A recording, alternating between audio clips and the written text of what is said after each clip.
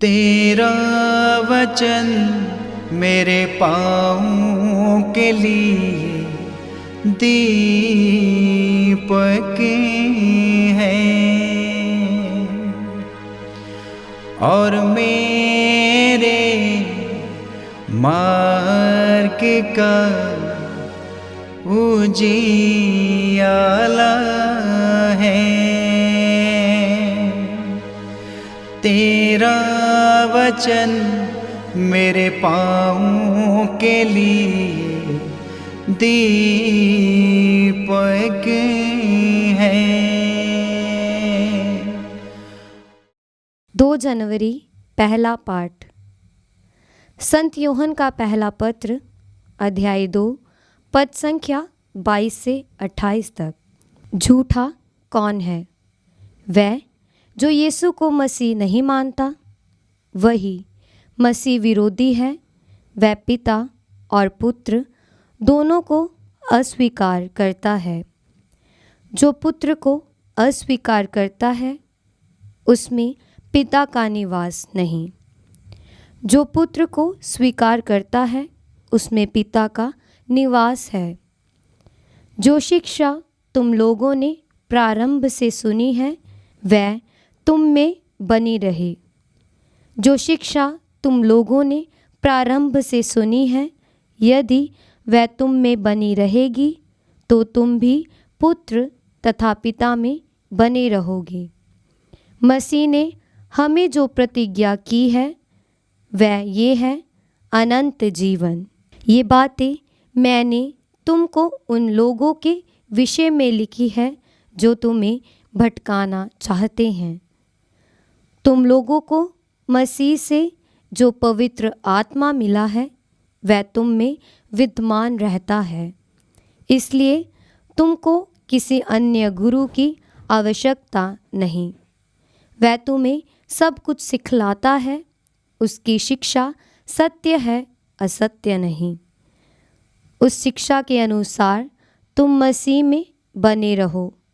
बच्चों, अब तुम उनमें बने रहो, जिससे जब वह प्रकट हो तो हमें पूरा भरोसा हो और उनके आगमन पर उनसे अलग होने की निराशा ना हो।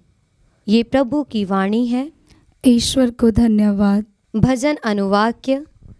पृथ्वी के कोने कोने में हमारे ईश्वर का मुक्ति विधान प्रकट हुआ है।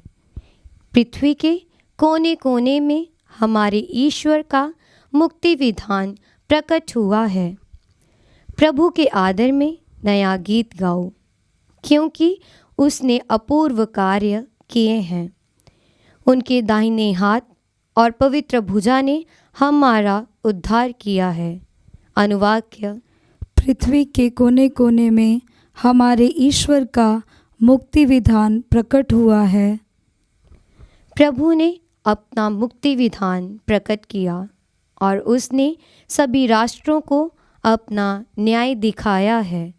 उसने अपनी प्रतिज्ञा का ध्यान रखकर इस्राएल के घराने की सुध ली है। अनुवाक्य। पृथ्वी के कोने कोने में हमारे ईश्वर का मुक्ति विधान प्रकट हुआ है। पृथ्वी के कोने कोने में हमारे ईश्वर का मुक्ति विधान प्रकट हुआ है।